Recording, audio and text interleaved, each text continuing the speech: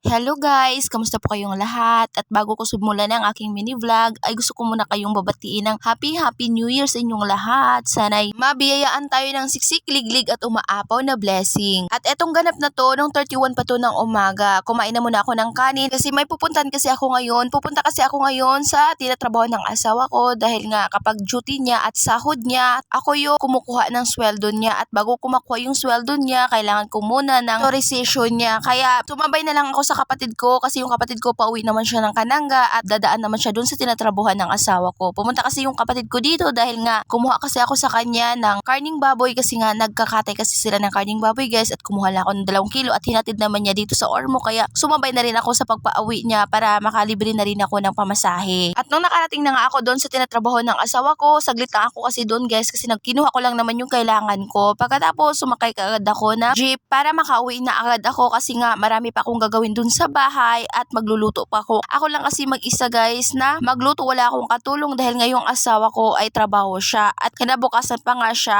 uuwi dahil nga street siya ngayon sa trabaho niya at doon siya mag New Year sa tinatrabahuan niya kaya kami lang dito sa bahay. At kakaunti lang naman yung lulutuin ko guys kaya carry ko na yan. At ang importante lang naman sa amin ay meron lang kaming mapagsaluhan mamaya. At yung una kong niluto, etong may own version leche flan ko at 3 ingredient nga lang to kaya hindi masyadong magastos. Pagkatapos, ayan, nilagay ko na sa mga lanyera at pinalamig ko na muna. Nilagay ko na muna sa tabi para medyo lumamig bago ko nga siya ilagay sa ref. Sunod naman, etong ginawa ko nga ang salad. Nahiwa ko na kasi etong mga gulaman. Pagkatapos nilagay ko na etong isang lata na maliit ng fruit cocktail at nilagay ko na kaagad etong mga naluto ko na macaroni at naglagay na rin ako dyan ng gatas at hinalo-halo ko na. Naglagay na rin ako dyan ng cheese at habang naghihiwa nga ako netong cheese na ilalagay ko sa salad, tignan nyo naman etong mga anak ko, ayan, panay kain din sila sa cheese na hiniwa ko. Pagkatapos, tinabi ko na muna etong salad at sunod ko namang niluto etong maha ko nga at etong maha guys, simple-simple lang to. Wala akong mga ibang ingredient na nilagay dito kundi eto lang talaga ang cornstarch tsaka yung food color. Sabi ko pa nga sa tindahan, yung food color is yung violet. Parang violet pink ay yung nabigay sa akin. Kaya no choice na ako dahil nga nahalo ko na siya. Ayan, naglagay na rin ako dyan ng gatas. Pagkatapos, ayan, hinalo ko na kagad etong cornstarch at ayan, luto ng ating maha. Ang ganda naman tingnan ng kulay guys kasi nga pink na siya. At nung naluto ko na nga yung maha, sunod ko namang niluto etong Bicol Express ko. Nagisa lang ako dyan ng luya, bawang at saka sibuyas. Pagkatapos naman, nung nagisa na nga etong mga panakot na niluto ko, nilagay ko naman etong karning baboy at pagkatapos naglagay na rin ako dyan ng pamintang durog at pamintang buo. At eto ngang laurel. Pagkatapos, sinakpan ko lang siya ng saglit lang para lang medyo magisa etong karning baboy. At nung medyo nagmantika na nga etong karning baboy, nilagay ko naman etong pangalawang gata, pangpalambot na etong karning baboy guys. At papatuyuin ko nga to nito. Pagkatapos nung natuyo na nga, nilagay ko naman etong kakang gata at nilagay ko na rin etong mga sili na hiniwa ko, etong siling green at nagtimpla na rin ako dyan ng konting asin, magic sarap. At nung natuyuan na nga netong sabaw guys at nagmamantika na nga siya, kaya ayan, luto ng ating Bicol Express. Sunod ko namang niluto etong ang spaghetti ko at kalating kilo nga lang to. Kasi nga kami lang naman yung kakain kaya konti lang yung niluto ko. Importante lang merong spaghetti dahil eto nga yung gusto ng mga bata. Ayan, nagisa lang ako ng bawang at saka sibuyas. Pagkatapos ginisa ko na rin etong hotdog. Nung maluto na nga etong hotdog, nilagay ko naman etong sauce ng spaghetti at nilagay na rin ako dyan ng konting magic sarap. Pagkatapos nilagay ko naman etong mga pasta na naluto ko na. Kahit konti lang yung niluluto ko, sobrang pagod talaga ako dyan. Kaya binilisan ko na kagad yung kilos ko para makarelax naman ako kasi nga marami pa akong hugasin na nag-aantay. At nung naluto na nga yung spaghetti guys, ayan, tingnan nyo naman etong anak ko. Ayan, sarap na sarap siya sa spaghetti nga na niluto ko. At nagluto na rin pala ako guys ng minudo. Hindi ko na napakita dahil akala ko nga inaon yung cellphone ko. Eh hindi na pala dahil nga full storage na nga itong cellphone ko. Ang hirap talaga kapag yung cellphone na ginagamit mo ay konti nga lang yung space niya para sa video. Kaya hindi ka talaga maka-video ng mahaba. Pagsapit naman ng alas 12, eh